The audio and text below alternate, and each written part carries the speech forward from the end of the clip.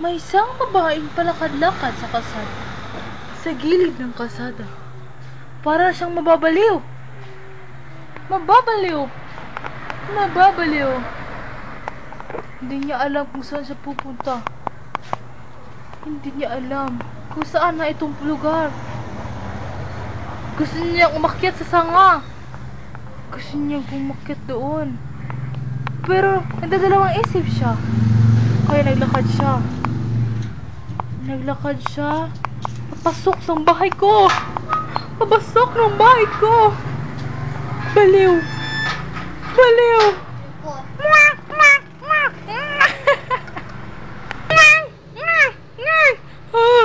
Parang pusa. Natatakot na ako. Sino siya? Na-stroke siya. Dahil sa kanyang gakas. Na-stroke? Stroke? Tamiskig ang kanyang kamay. Hanggang nahiga siya. Hanggang ginayan siya ni Sydney. Sydney! Junda!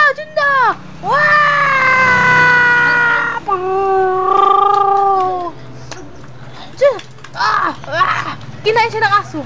Ang aso ay namatay. Ang palayo. Dahil lahilo.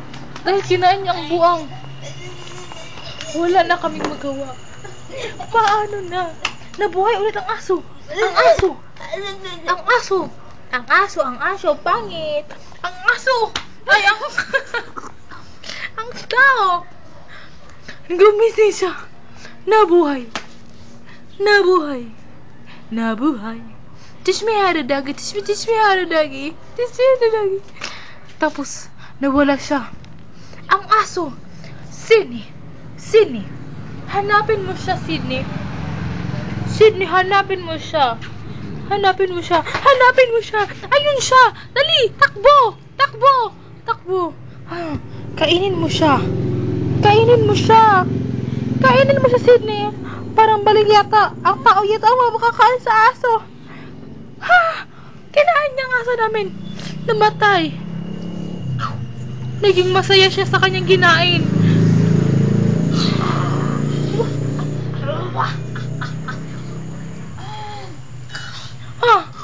Sydney! Halika!